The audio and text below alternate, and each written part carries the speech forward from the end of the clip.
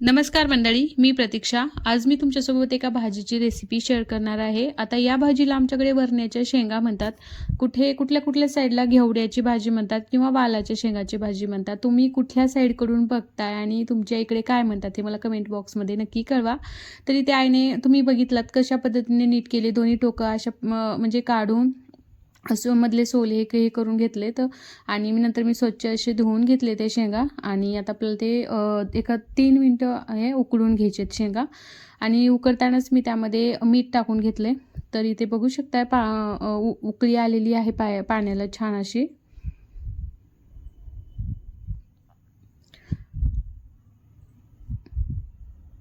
आणि अशा पद्धतीने रटरट थोडंसं आपल्याला ते उकडून घ्यायचं आहे शेंगा।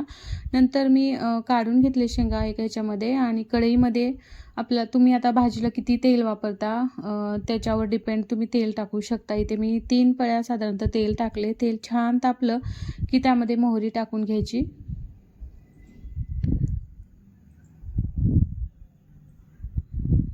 आणि मोहरी छान तडतडली की त्यामध्ये जिरे टाकायचे।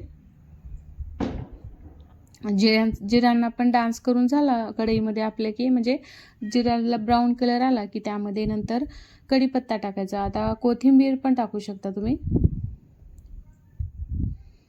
कढीपत्ता टाकला की त्यामध्ये बारीक असा चिरून कांदा घेतला मी इथे एक आणि तो टाकल्यानंतर आणि कांद्याला छान असं परतून घ्यायचं, म्हणजे त्याला ब्राऊन कलर येईपर्यंत परतून घ्यायचं। आणि कांदा तळत आला की त्यामध्ये आपल्याला मी ते 4-5 लसणाच्या पाकळ्या या ठेचून घेतल्यात खलबत्त्यामध्ये, तर त्या टाकून घ्यायच्या आणि दोन्ही मस्त असं तळून घ्यायचं। तर इथे बघू शकताय कांदा आणि लसूण मस्त असा तळलेला आहे। नंतर त्यामध्ये कोरडे मसाले टाकूया। इथे मी अर्धा चमचा हळद टाकली आहे, नंतर 1 मोठा चमचा लाल तिखट आणि थोडीशी धनेपूड टाकली आहे आणि आता ते व्यवस्थित तेलामध्ये मिक्स करून घ्यायचं। आणि आता ते तळून म्हणजे करपू नये आपण जे कोरडे मसाले टाकले त्यामुळे थोडंसं पाणी टाकायचं आणि अशा पद्धतीने तेल सुटत आलं की आपल्याला आता त्यामध्ये शेंगा ज्या उकडून घेतलेल्या आहेत त्या शेंगा ॲड करायच्यात आणि पूर्ण तेलामध्ये मिक्स करून घ्यायच्या शेंगा पण।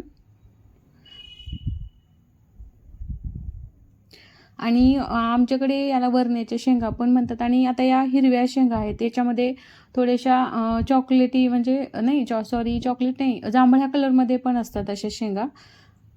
नंतर परतून झालं की सगळं त्यामध्ये शेंगदाण्याचं कूट टाकायचं आणि छान असं शेंगदाण्याचं कूट पण परतून घ्यायचं त्यामध्ये। आणि आता आपण उकडून घेतलेलं होतं त्यामुळे भाजीला शिजायला काहीच वेळ लागत नाही, 3 मिनिटामध्ये भाजी शिजून तयार होते। तर टिफिनसाठी वगैरे तर एकदम परफेक्ट आहे भाजी। अगोदर 3 मिनिटे उकडून घ्यायची आणि नंतर 3 मिनिटे शिजवायची आणि सगळ्यात शेवटी पाणी टाकून घ्यायचं शिजल अशी। अगोदर शिजलेली आहे पण थोडंसं पाणी टाकायचं, जास्त नाही। आणि सगळ्यात शेवटी मीठ टाकायचं। 3 मिनिटं मी झाकून ठेवले होते, 3 मिनिटं झालेले आहेत आणि बघू शकताय छान अशी चमचमीत भाजी इथे बनवून तयार आहे। चवीला तर अप्रतिम लागते, तुम्ही पण करून बघा। Bye bye.